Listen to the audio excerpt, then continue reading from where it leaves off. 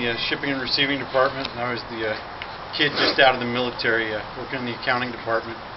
And I remember when we were very close for the last 24 years. I regarded him as my closest friend, basically a brother from another mother. We were 12 years apart in age, but we went through things in life, milestones, having young children at the same time, separated from our wives at the same time. All through the 90s, we spent time together, and all the way up until recent. And first thing George ever said to me, we were in a staff meeting, and I hadn't met him yet. And he's sitting there, and we have all these salespeople, and they're talking about fax machines and typewriters and everything. And the meeting comes to an end, and he turns to me and he goes, "Hey, new guy, my name's George." I go, "Hi, I'm John." He says, "I do whatever I want, whenever I want." That sounds like him. And he lived his life exactly the way he wanted to. He didn't have a wallet full of cash, but he was the richest man I knew. He loved his friends. He loved his family. I think I don't even know half of these faces, but I probably have heard your names. We spent probably hundreds and hundreds of hours together. I kind of picked up where Frank left off on the partying in the 90s. I think Georgie was 39 when I met him. So we spent hundreds of hours talking about everything: baseball, mayhem, antics, life, family. God. He always talked about his children. Always talked about everybody he loved. He loved his mom. And I spent 5 days with him in February at the house with Diana and Billy, and basically sat on George's side for 5 days. And I thought we needed to catch up on stuff, but we knew exactly where we stood. And I think all of you would agree, you probably always knew where you stood with George. I don't think there's a whole lot of unfinished business with a man like him. He was a wonderful guy. You always knew where you stood with George. And we sat there for 5 days talking about baseball and family. He was concerned with Nick's health and his mom. And like you were never separated, you know? Yeah, it's always just like never apart. And never apart. What's wonderful about it, because I can tell you exactly when Georgie called me. It was Allison's birthday, December 17th, 2:21 in the afternoon. He called me to tell me he was sick. And in that 101 days, not once did he feel sorry for himself. Not once did he concern himself with himself. Everything we talked about, he was focused out. He loved his friends. He loved his family. And I loved him very much. I still hear his voice every day. Thank you.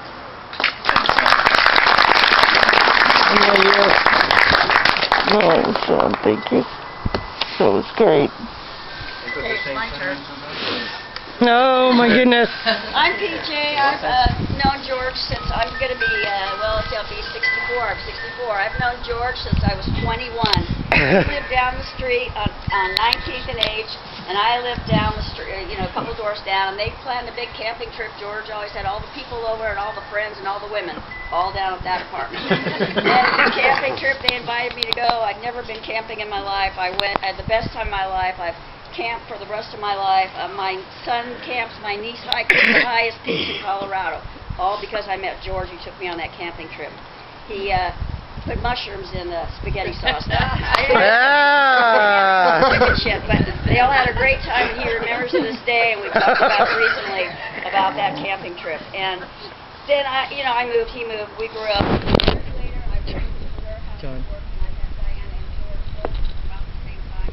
Ralph and I took a couple of weeks to put it together, and then we figured it out. That they started going together when Cousin Bill and I started going together, and so for the next 20 years, we've been stuck together all the time. We celebrated our anniversaries, we got married, things were really good. George helped me through my parents were sick and died, and Diana was there. Every little thing helped me really sick.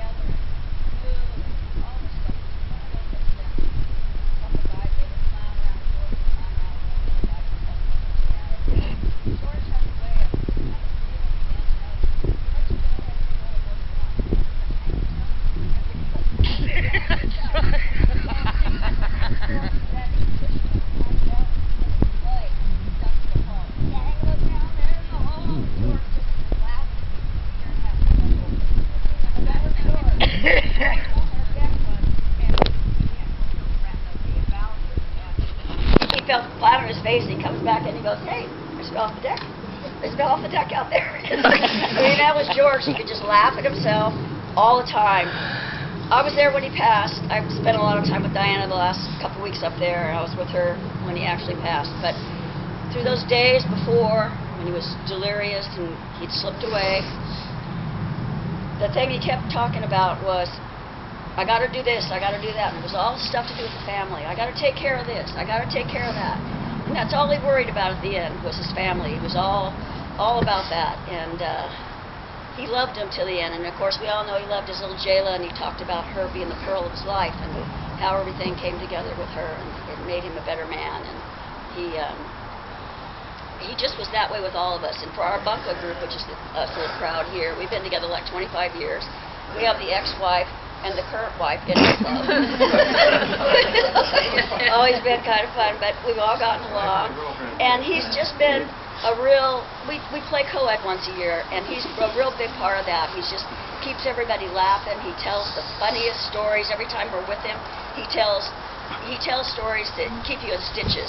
And he just has a way of doing that. And I have one story I'm going to tell you real quick that he told me. And I know I'm not going to get it quite right, but you'll get the gist of it. So Diane and him had left. They were on Broadway, and they're driving down the road. And they just left one of those blue shops. You know, I don't know what they were doing there.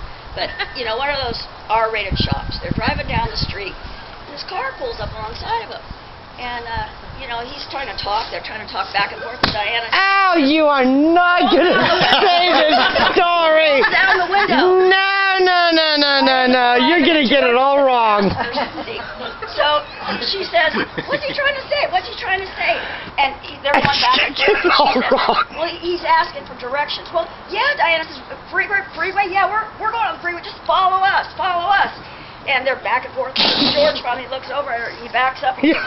Babe, you know what he's saying? She goes, yeah, he wants directions to the freeway. He said, no, honey, he wants a three-way.